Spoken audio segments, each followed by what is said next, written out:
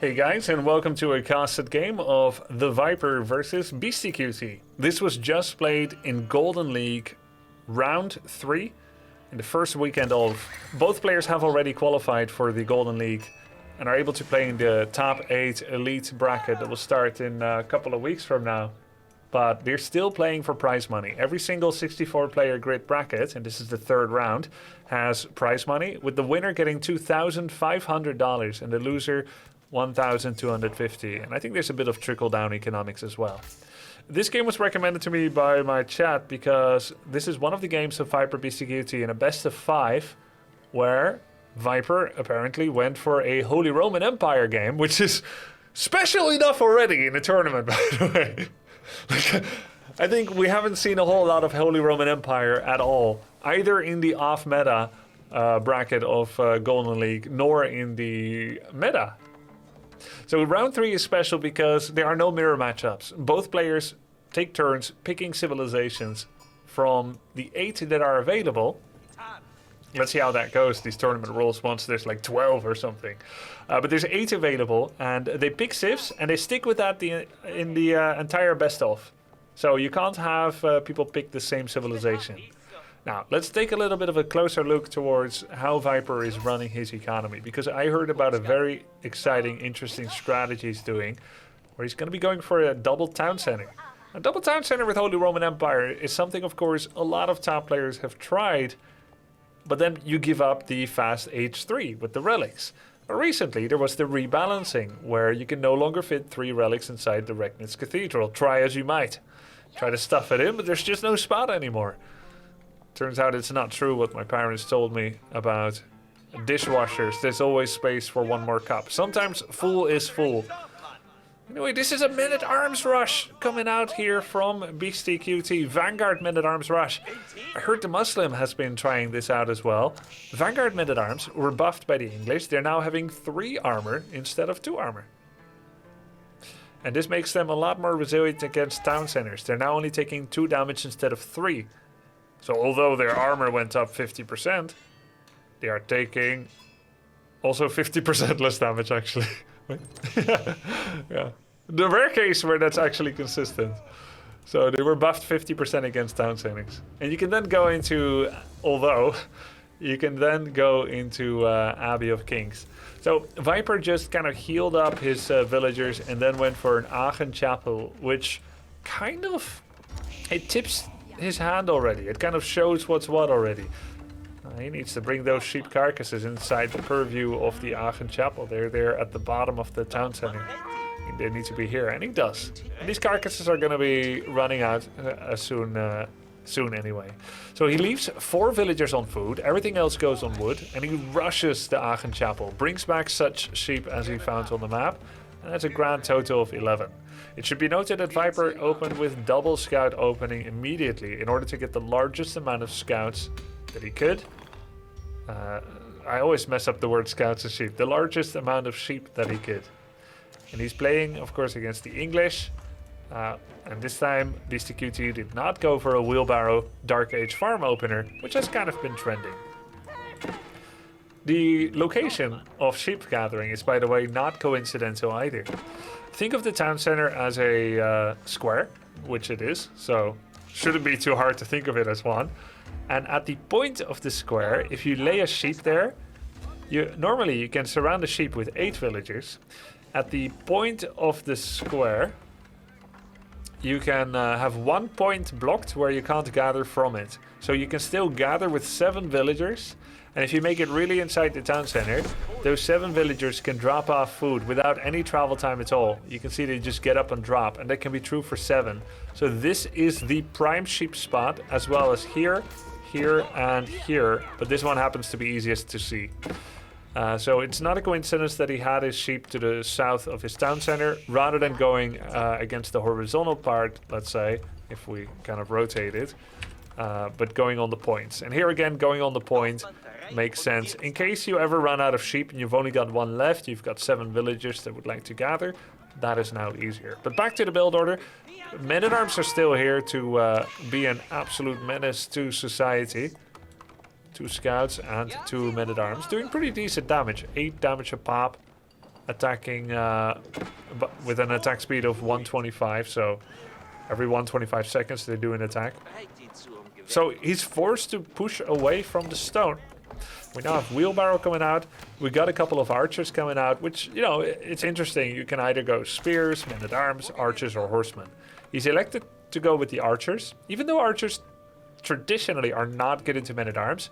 Because they're vanguard, that's still 2 damage. And it's really the range advantage he's trying to leverage here, because he has the fallback point of his town center. And archers should definitely be reason for BeastyQT to pull back and save his units. He could of course try to make a suicide run inside the radius of the town center, try to squeeze out of them what he can before they end up dying. But that could be bad, because now suddenly you've lost your map control, and that's going to give the ability for your opponent to move out with their archers and scouts, get more information about your base, and then start harassing your villagers. So keeping them here but not actually losing them is the best thing BeastyQT could be doing with these units, while getting a few cheeky hits in as well on the villagers. They're also going to beat the archers in a direct confrontation. Note that Viper is kind of the king of undermaking units. Sometimes he was too risky with it, but he's gained a lot of experience after the conclusion of the Neely's event N4C, and since then he's been rising the ranks, confirmed top 8 player now in Europe. I would like to say top 4, well, Europe, the world. I'd like to say top 4 Age of Empires player right now. And before, while he was top 8 at N4C, being the worst performing, some may have wondered, did he have the power to be in that top 8? Of course, he qualified for it via a tournament, but now he's improved a lot, and I think we can safely say he's a top 4, top 6 world player now. Well, after all, he qualified as one of the earliest players through the rounds as well. So he likes to not make more units than is necessary. And this should be very, very familiar to our friends from StarCraft. It's very similar to how Zerg always plays. Every civilization in Age of Empires 4 functions like Zerg with larvae. Not like in Warcraft 3, but like in SE2. It's important to remember that every unit you make is less economy development. Just like when you choose, does a larva become a drone or a Zergling? That shapes their destiny. As a brood mother, you should be wary what you do with larvae. Make sure that their life will be well spent. So the Viper has gone for a second town center. Very forward. It's very rammable. You know, you've got those people that have a very rammable face. And Viper has a very rammable town center here. It's like a little sign there that says ram me. Very forward, not within the influence of the original town center, so it doesn't have that emergency repairs option. But guess what? Every town center creates its own influence area. So it's also a trick that if you are in late game, you've got lots of resources, you've got to keep somewhere out in Africa that you can build a town center next to it so you gain access to that emergency repair button. Or you can build a bunch of blueprint barracks that you don't finish. Salama Ashalanora! You can also do a double of blueprint barracks that you make, then emergency repair, then cancel the barracks. Kind of an exploit, but it works because it recognizes the snake of influence before you finish the buildings. So the Viper has his second town center, is now making stables, and is going for a castle age after all. Okay, so is this gonna be Burgrave or Recknitz? You look at the relic positioning, I'm gonna say, and also kind of, I'm just thinking what makes sense. I think it's gonna be Recknitz. Because he has those stables. Had he not had the stables, I'd say it's probably Burgrave. Let's take a look at what it's going to be. He just needs a bit more gold. There we go, Recknitz Cathedral coming in. And this is going to be delayed relics. But the game changed a lot. It's not the fastest rush to Castle Age anymore for Holy Roman Empire. Like 7-minute 50. And in fact, every civilization's meta changed ever since the Mangonel was nerfed. Mangonel damage, what you need to know, is roughly dropped by about 64% in the server-side patch a couple of weeks ago. And because of this, rushing castle and dealing with large infantry, archer balls, or even horseman balls via 1 or 2 Jesus Mangonels coming or Gandalf on the coming of the fourth rising sun or whatever. Yeah, that is no longer the solution to all your problems. You need actual power. So Russian Castle actually leaves you famished and unable to produce enough units to be safe. Blacksmith. Okay, we've got Blacksmith. We've got Regnitz. Let's see where all his prelates are. He's got 3 prelates. Picks up 1. He's gonna go pick up a second. Keep in mind, only 2 fit, so you don't need to go for 3. I still like to try to go for 3. Oh, he saw the longbows coming, so he turns around and pivots past the side. Interesting. You can still go for a 3rd relic, but it's going to be worth much less. Instead of 300 gold, it's going to be 100 gold. And it will need to be deposited somewhere else. Namely, in an outpost, a keep, or a dock. Or an Elsbach Palace, like your H4 landmark. Epic battle here between archers and longbows. So what is he using the blacksmith for? Okay, iron undermesh. This also works on knights, villagers, scouts, archers. It works on everything. Even prelates are going to get that 1 armor. So really solid against English in general, which are going to be very longbow based, generally speaking. So iron undermesh is finished. Prelates now also +1 ranged armor. We've got knights versus knights. The meta shifted a lot to knights and archers. Knights and archers. Knights are good because you can run under people's town center and kill villagers and then get out. Spears and archers don't really do this. Horsemen are a bit too weak to kill villagers quickly enough. Archers are good because they're no longer counted by mangonels. And because there are so many knights and archers, it's harder for other units to exist. And it's a big open map, a map like this. Not as open as Dry Arabia, but open enough and close enough to an opponent that knights have a lot of mobility to go around and get kills. So they're attacking knights against each other. I'm going to take a quick look. 50 economy versus 48.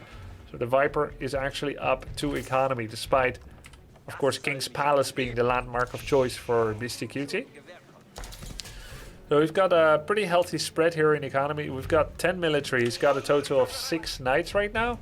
We've got those 2 relics inside the Regnitz. And he's still gathering gold with 9. We've got 4 knights in production from currently just 2 stables. Not using his archery range at all. So it's really just what I've been doing with Chinese as well, but with a completely different build-up. Spamming a lot of knights. Of course, I'd probably be making Chuganu now as well. We did have a couple of villager losses here for Viper, who doesn't have wheelbarrow upgrade, by the way. That's got to be an oversight. He's got a lot of villager walking time, and wheelbarrow would both save him from knights as well as increase his economy.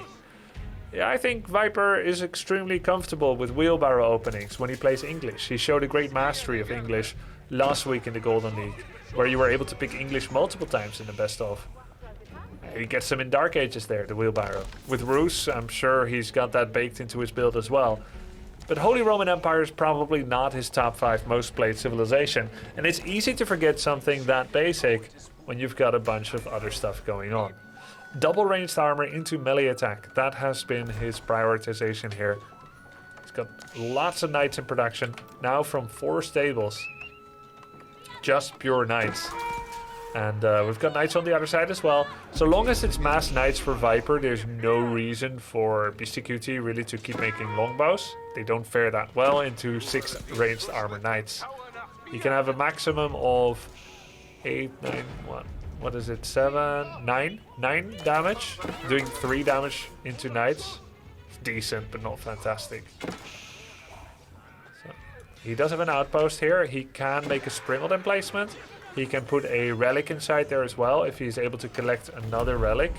But he's not yet able to do so. We've got more knights in production. Upgrades wise, he could go for military academy, but it really isn't worth it yet. It would effectively make his 4 stables count as 5, and it's much cheaper just to make a 5th stable in this case. Relic control starting by BeastyQT. Monks are killed there. Knights are actually in many places. He stopped another relic there from being collected, denying stone gathering here as well. We've got knight fights here. It really seems like Viper's just able to kind of win out with that because he's got so much gold production from those relics in the bank the longer this attrition goes on, where both are losing knights, the better it is for the Viper. He's also got, let's see, who has more upgrades? 36, 36, 24 plus 1. That's their charge bonus. Yeah, he just has 1 melee attack more. BeastyQT essentially is running around with unupgraded knights. And for the rest, they're completely the same from these two civilizations. No special bonuses. We've got more archery ranges coming out. Maybe he's looking to add some crossbows, which can help fill the gaps, kind of offer a second dimension to a knight versus knight battle. Here comes the third relic collection. I'd love to see him put that inside this outpost, which has a Springleton placement. It's going to give it bonus vision, damage, range, and armor. I love it. I love it. So my guess would be siege engineering now. He's not getting it yet. He's getting steel arrows. Finally getting that wheelbarrow upgrade, horticulture, textiles. But I would imagine normally the reason he's making crossbows is knight plus crossbow plus making a couple of rams. You can only do so much economic damage. It's 70 against 55. Actually in a really, really good spot. 15 villagers ahead. But at some point you want to go for a kill move, right? And this is a part of the game that I sometimes struggle with as well. You've done harass damage. How do you finish the game? Generally, the mind turns to rams. You can do trebuchets as well. Yes, put it in the tower. All right. Look at that. 75 ranged armor. Fun fact.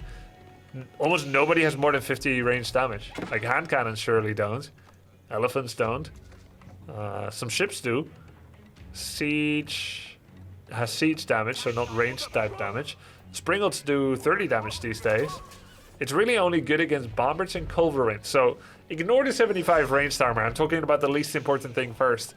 But there's bonus range, 1.8 extra tile range. We've got more vision, and it's 82 damage, 22 extra damage per springled attack. It's pretty cool, and it's of course generating gold. Hey, but why does it say 50 gold per minute? Oh, okay.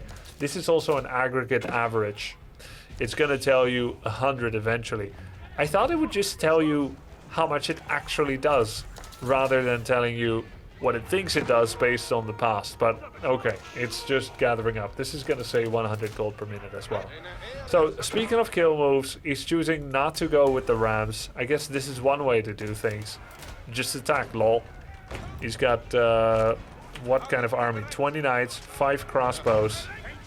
And making a knight in your opponent's base, sorry, a keep, pretty much does it. The knights are far from Camelot, so let's bring Camelot to the knights. Inspirational, truly. We've got just the 1 attack upgrade. Now BeastyQT also 1 range, 1 attack upgrade.